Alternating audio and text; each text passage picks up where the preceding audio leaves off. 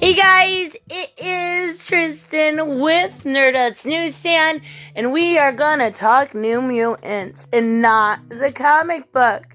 This movie had 5 delays over 2.5 years and was finally released this last weekend.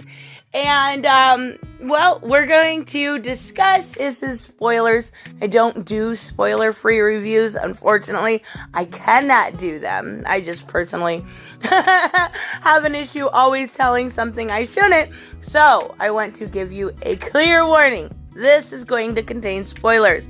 We are going to talk about the entirety of the movie. Let's talk controversy first, right? There was this huge controversy with Josh Boone whitewashing the characters. We've seen a lot of SJWs up in arms about this situation, and specifically surrounding one character, and one character I actually understand. So first, let's talk about Sunspot. A lot of these people that show you the whitewashing will pick and choose pictures, and they usually choose. Now, I do know Bob McLeod, the creator, kind of went along with this whitewashing, right?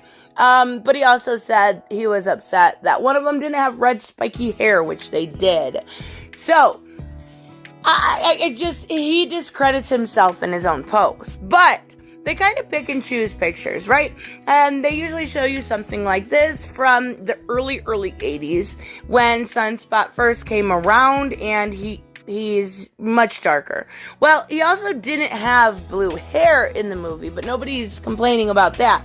It's a silly complaint, but I do understand the complaint in general. I just personally find it silly because the character or the actor was actually Venezuelan, so he was of the correct ethnicity.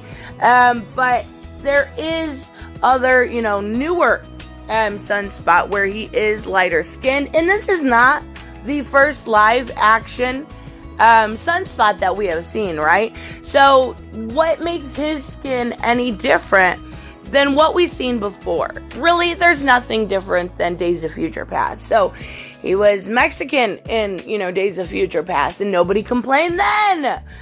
But of course, so same with Cecilia. They'll show you these pictures instead of showing you ones like this. Now, Cecilia generally is and has always been darker. They also erased her braids, her iconic braids. The biggest problem I actually had with Cecilia is she was in name only. Really, honestly, she was. She was the main villain in this movie, and we've never seen her really in that role. So yes, she was in name only, but I do understand that one a little bit more. I really do. So let's talk about this movie. Last chance for spoilers. I actually just spoiled the movie for you. I told you the bad guy was, so that's kind of redundant. I am going to go through each of the characters, and I think that's the best way to go through this movie, simply because it is a little bit of an origin story for everybody. It is a X-Men or Marvel movie in a very not formulaic. Oh my gosh, I can't talk today. It is not formulaic like most of the Marvel movies that we have seen. It is very different. It takes a very different approach to introducing new X-Men characters. Yet I do see a lot of people also kind of not liking it, and I'm very surprised, because I will tell you right now, overall, I was really impressed. With all the delays, with everything going on, I was really impressed. I thought it was really good, honestly. So, let's start with the first. I'm going to go like my least favorite character to my most favorite character, which was Iliana Rasputin, Magic. Absolutely beautiful. Absolutely perfect. Absolutely amazing when it came to this part. So let's talk about Henry Zaga, who did play Roberto da Costa, or Sunspot. He did a great job. I'm not saying he didn't. What I am saying is he was my least favorite. All of these characters, for it to fit, have to have a tragic backstory.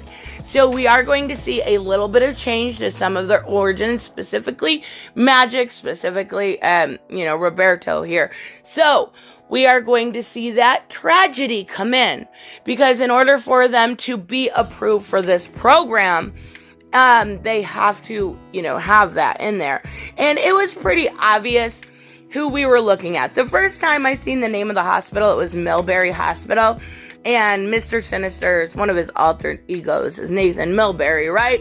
So I knew who we were looking at. And then we seen Essex Corp. So Nathaniel Essex is also one of his alter egos. I knew we were talking about Mr. Sinister here.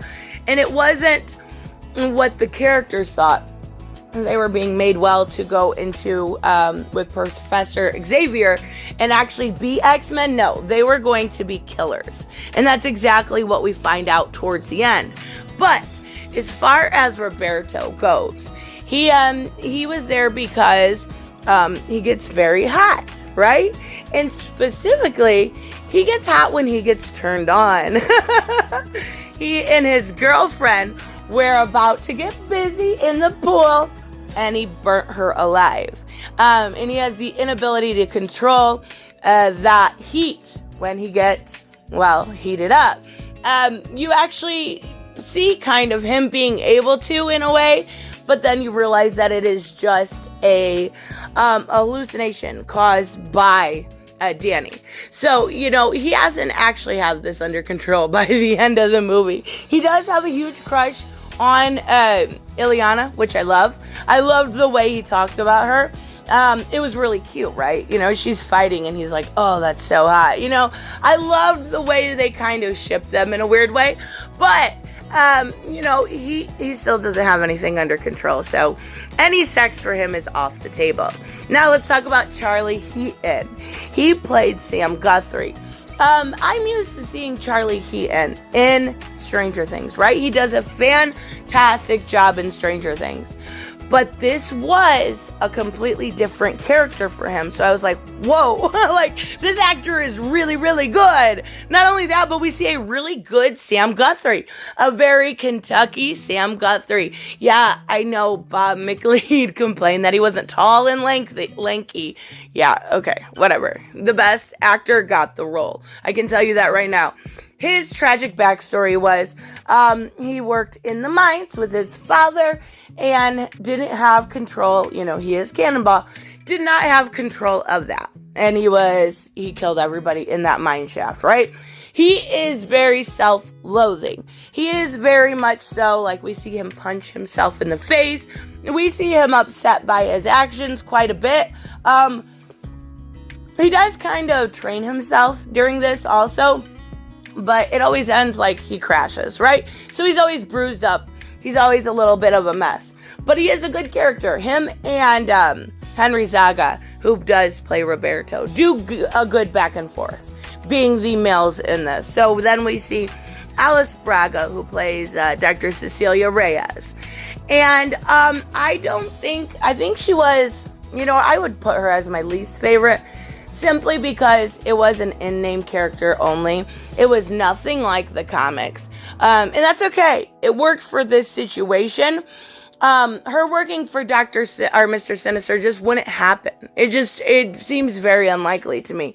But even so, the reason I liked her the least, I would say, is because the character development wasn't there. We saw her as a doctor. We saw her basically always, charging everything they do, trying to keep track of them. But when she actually goes at the end to put Danny down like a dog, literally like a dog, she has no... When you can actually look at a villain and say that's a good villain, they usually have a good reason to do what they're doing. What was her reasoning for specifically working for Mr. Sinister, right? What was her reasoning for actually being so much of a devotee to him? What was that reasoning? And then when she goes to kill Danny, she has no remorse whatsoever. So I do think her character was lackluster in that moment. So we also then did have Maisie Williams as Rain Sinclair, as Wolfbane. They never actually say her name, surprisingly enough. And she was great. She was so sweet. And she was very down to earth, very girl next door. And that's really why I liked her. She was nice to everybody, not just Danny. Now, she does end up developing a romance for Danny. And I know I did see a lot of people saying, oh my God, this wasn't how it was in the comics. It's SJW. It's not a little bit. Okay, if you're going to develop a straight or gay relationship in any movie, you show the development of the relationship, maybe a first kiss, maybe a, right before death and I love you or something like that. Oh, wait, that happened in the comic books? That's what I thought. Oh, we get the tell Danny I love her, right? Okay, we got that in the comic books. But even so, I'm talking about the movie.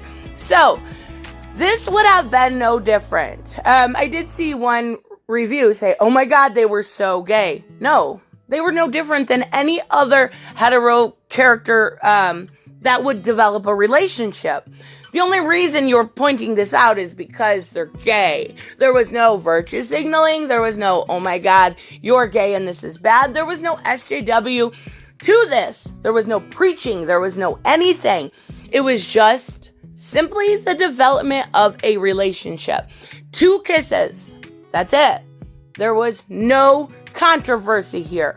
It was fine. They were cute together, to be honest with you. I don't see the issue whatsoever. So, regardless of that, this actually worked very well with her because of her connection to Catholicism, right? Her father being a actual pastor. All of this worked really well because he looked at her as a witch because of what she can do.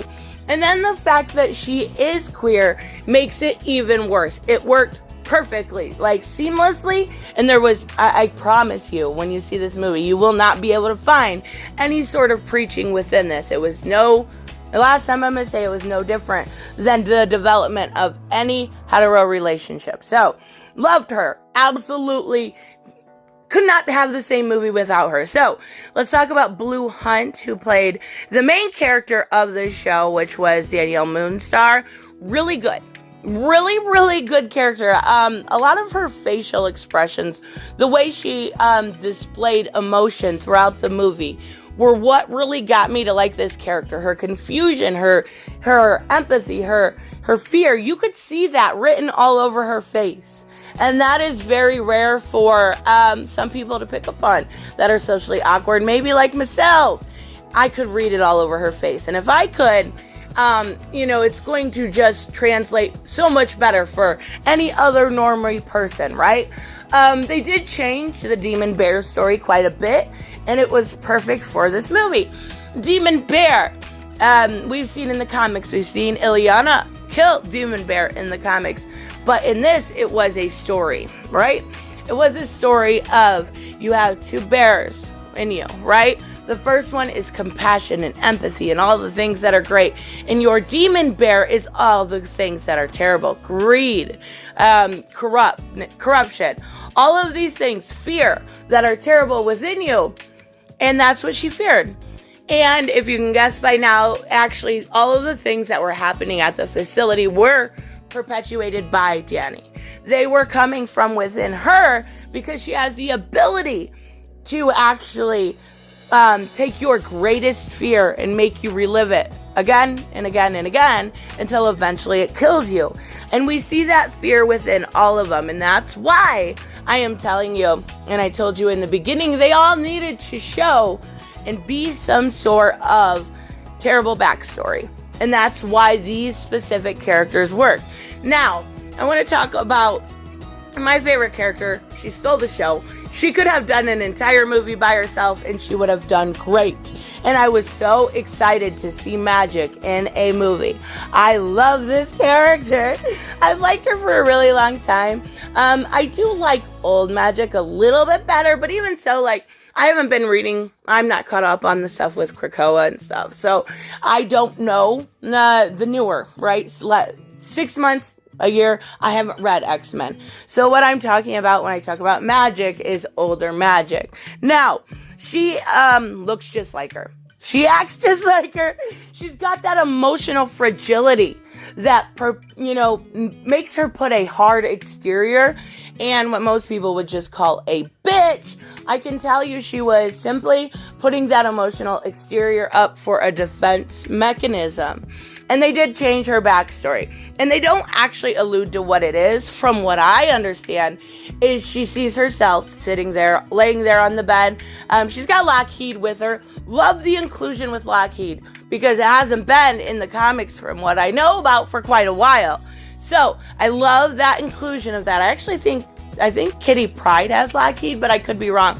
I'm not sure, at this point. So she adding that character made it so special, made it so good. Now we do see her connected to a lie detector test and say she killed 18 men. Now that is going to be important, because when we see her as a little girl, we see her hiding under her bed and these almost Slenderman looking monsters, okay? So they're not really monsters, they're just men, but in her head they are monsters, coming to her bedside for her. Now, if you notice, they have a tattoo. They're like a button-down dress shirt on and a tattoo on their chest. I'm assuming this backstory is a little bit changed. She probably, doesn't have any relationship with her brother in this. I'm assuming, a lot of this is different. But with Colossus being her brother and being shipped out when she was young, it could have happened after, so I'm not sure. But what we're seeing is these men coming to her room, and she's alone in a room that looks very scary. What it looks like is her background was changed to human trafficking. Now, I can tell you I'm not 100% on that. They never clarify it. But what it looks like with these, like, Rico Suave-esque Slenderman is she is telling these men to get away from her, talking about herself. I'm assuming it's some sort of sex trafficking. And it actually makes sense. It makes sense to as why she holds that tough exterior. She puts that defense mechanism up. Yet she is so good. Everything about this character floored me to how good she was. I loved her. I can't say enough good things about her. Now, it did bug me. Now, I'm pretty sure it's probably because they didn't plan on this being, they planned on making a follow-up to it. But they didn't explain her armor at all. They did not explain her sword at all. And that's okay. You didn't actually need to know about it. But it would have been nice, right? It would have actually been nice to know a little bit about.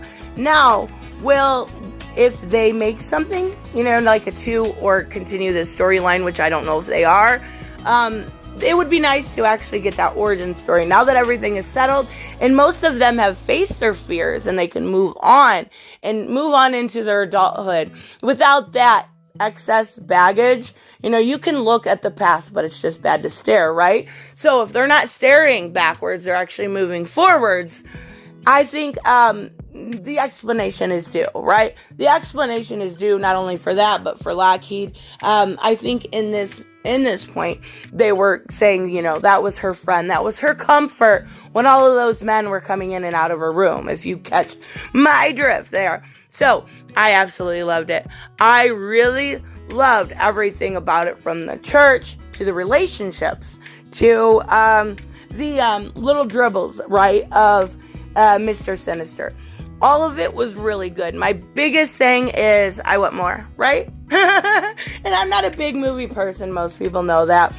So, will we get more? It's very, very unlikely because, this is not one of those movies that it only made, $10 million? That's not very much, but not a lot of movie theaters were also open. I got very lucky in this instance. So I don't know. We'll have to wait and see, It did better than some movies, and that's not saying a lot, but I was really excited. I was really walking into this movie thinking that it was going to be terrible. And I walked out of this movie going, wow, that was a lot better than Dark Phoenix. Wow, that was a lot better than The Last Stand. Wow, that was a lot better than Wolverine Origins. Wow, that's probably my favorite X-Men movie. Simply put, it's worth watching. Now, I did see when I, posted a little thing about reviewing it today, a lot of people said they didn't like it, and I understand that. I really do. I just thought the simple, breakfast, what's that movie? The Breakfast Club horror X-Men story is the best way to describe it. And they are a little stereotypical. You have the stereotypical bitch and stereotypical girl next door, rich guy and nerd, and yep, those stereotypes are there, and that's okay. It worked in this instance. I just want more development of the individual characters, right? I want to see more Mirage. I want to see more Magic. I want to see them use their code names, and it did make sense that they didn't, use those code names because they didn't have them yet. They simply didn't have them. They were so young, and they were at the beginning of their career. So I would like to see a new mutant team form now and have them move on into the future, being rid of that baggage. So it would be really great. I just don't think we will. I would like to see the Soul Sword more. I don't know. Oh boy. So I don't know. Let me know, of course, what you guys think about this. I did show a bunch of clips in the background, so at least you get the gist of the feel of the story. And I am in love. I really want to watch it again. I'm hoping it comes on Disney Plus pretty soon. So anyways, let me know, of course, what you guys think, and I will see you in the next one. Bye-bye. Hey guys, I want to give a huge shout out to my Patreon and subscribe stars.